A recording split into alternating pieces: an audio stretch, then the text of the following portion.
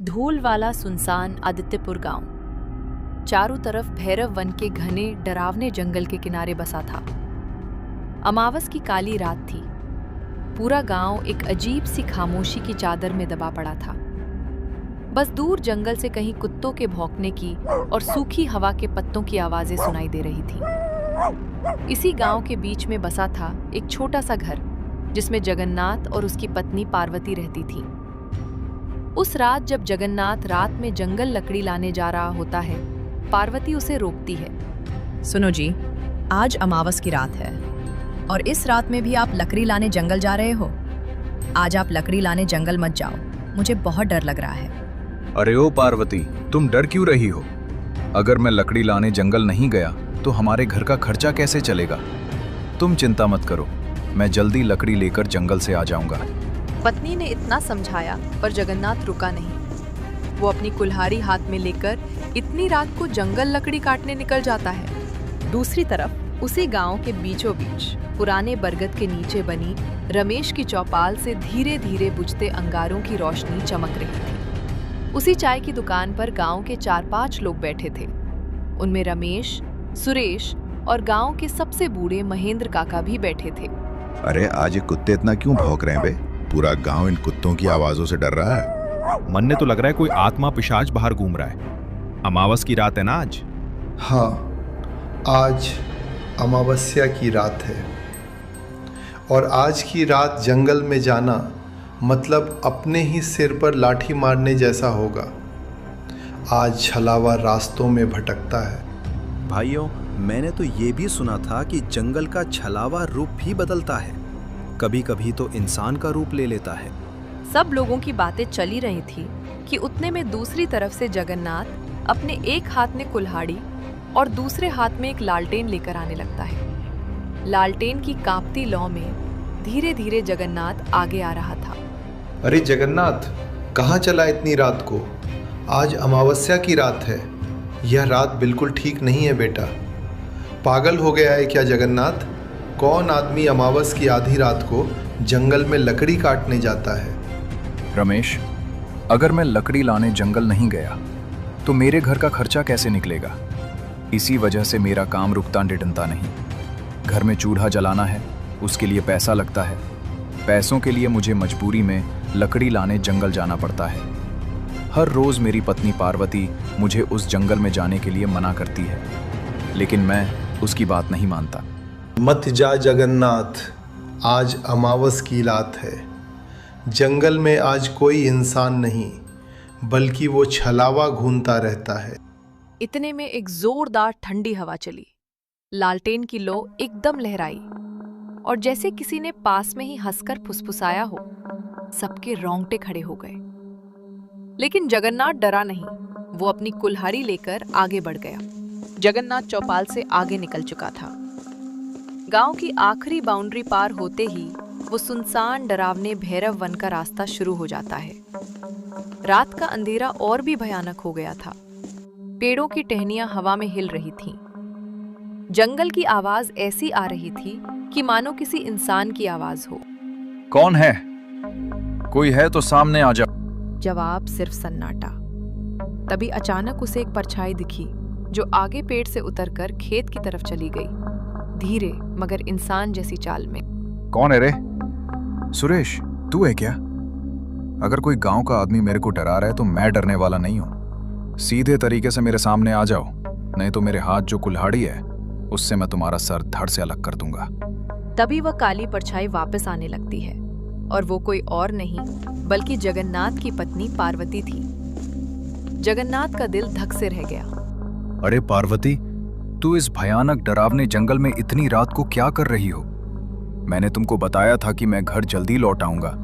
मुस्कुराई मगर आंखें बिल्कुल ठंडी और आवाज पार्वती की नहीं थी। घर चलो जगन्नाथ, रात बहुत हो गई है। जगन्नाथ एक कदम पीछे हट गया। उसी पल पार्वती जैसी आकृति धीरे धीरे धुंध बनकर गायब हो गई। ये देखकर जगन्नाथ का खून जमने लगा। ये कौन था?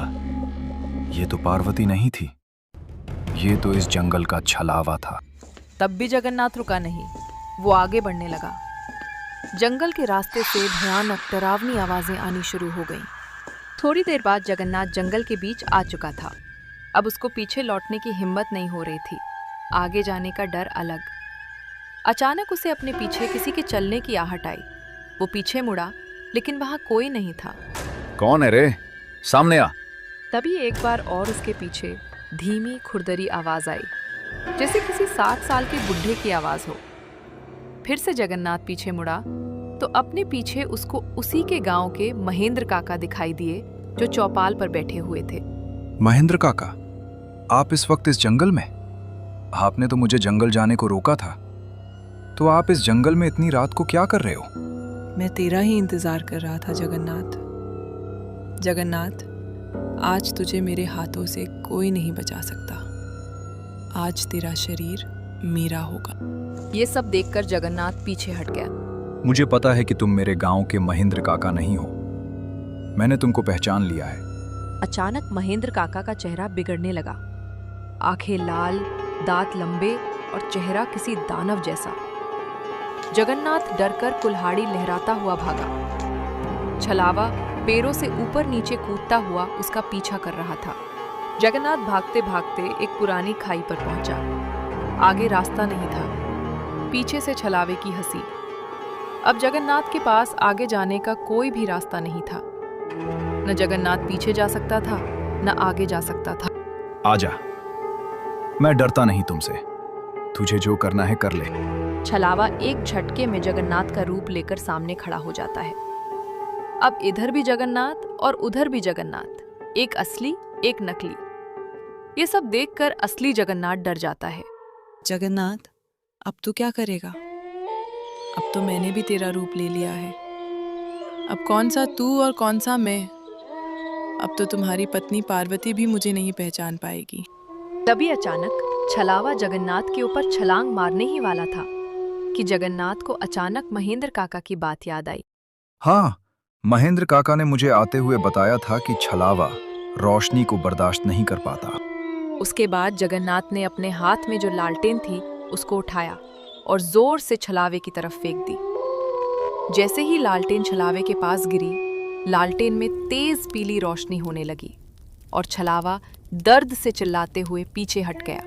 अगली अमावस में लौटूंगा जगन्नाथ। उसके बाद तुम्हें ये लालटेन तो क्या, तुम्हारे गांव का कोई इंसान भी तुम्हें बचाने नहीं पाएगा। ये बोलकर छलावा अंधेरे में गायब हो गया। रात के 2 बजे बज चुके थे। अब जगन्नाथ के पास लालटेन भी नहीं थी। जगन्नाथ ने अपनी कुल्हाड़ी उठाई और घर के रास्ते बिना लकड़ी लिए वापस जाने लगा। थोड़ी दूर चलते चलते जगन्नाथ थक जाता है, इसीलिए वो एक पेड़ के नीचे आराम करने बैठ जाता है। रात का अंधेरा गहरा हो चुका था। जगन्नाथ को कुछ समझ नहीं आ रहा था कि अब वो क्या करे। क्या करूं? कुछ समझ नहीं आ रहा है। रात भी बहुत हो चुकी है और मेरे पास तो अब मेरी लालटेन भी नहीं है और इस जंगल का रास्ता भी साफ दिखाई नहीं दे रहा है। ऐसा करता हूं, आज की रात यहीं जंगल में पेड़ के नीचे सो जाता हूं। सुबह होते ही लकड़ी लेकर यहां से चला जाऊंगा। दूसरी तरफ जगन्नाथ की पत्नी पार्वती घर के दरवाजे के पास खड़ी होकर जगन्नाथ का इंतजार कर रही थी। रात के ठीक 3 बज चुके थे। थोड़ी देर बाद सुबह होने ही वाली थी। हे भगवान, रात के 3 बज चुके हैं और अब तक ये घर क्यों नहीं लौट आए? उनको कुछ हुआ तो नहीं होगा? अब मैं क्या करूं? घर के बाहर कुत्तों के भौंकने की और जंगल की तरफ से लोमड़ियों की आवाजें आ रही थी। पार्वती को नींद नहीं आ रही थी। वह घर में इधर उधर घूम रही थी, सोते हुए जगन्नाथ को याद कर रही थी। थोड़ी ही देर में सुबह हो जाती है। सुबह होते ही पार्वती गांव में जो रमेश की चौपाल है उसके पास आने लगती है। चौपाल पर वही लोग बैठे थे जो रात को जगन्नाथ को समझा रहे थे। तभी पार्वती चौपाल पर आ जाती है। क्या हुआ पार्वती, तुम आज चाय की दुकान पर कैसे आई? सब ठीक तो है ना? नहीं महेंद्र काका, सब ठीक नहीं है। कल रात को जगन्नाथ लकड़ी लाने जंगल गए थे, लेकिन जगन्नाथ जंगल से अब तक घर आए ही नहीं। रोज तो जल्दी घर लौट आते थे, लेकिन आज क्या हुआ जो जगन्नाथ घर लकड़ी लेकर आए ही नहीं? मुझे बहुत ही चिंता हो रही है। पार्वती, तुम चिंता मत करो, अभी हम सब उस जंगल में जाकर देखते हैं। उसके बाद सभी जगन्नाथ को ढूंढने भैरव वन की ओर जाने लगते हैं। थोड़ी दूर जाने के बाद उनको दूसरे गांव का एक लकड़हारा उस जंगल में दिखाई देता है। बेटा, तुमने किसी आदमी को इस जंगल में देखा है क्या?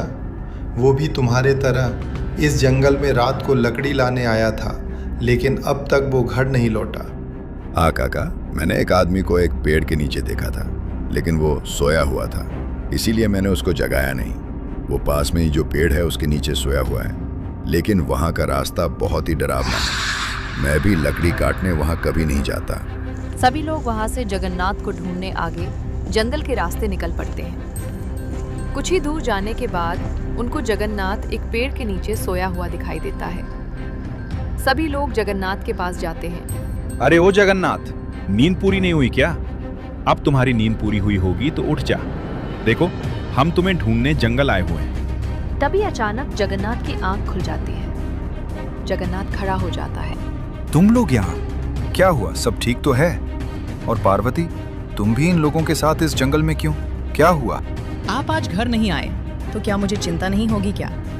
मैं रात भर आपके चिंता में सो नहीं पाई और आप कह रहे हो कि क्या हुआ?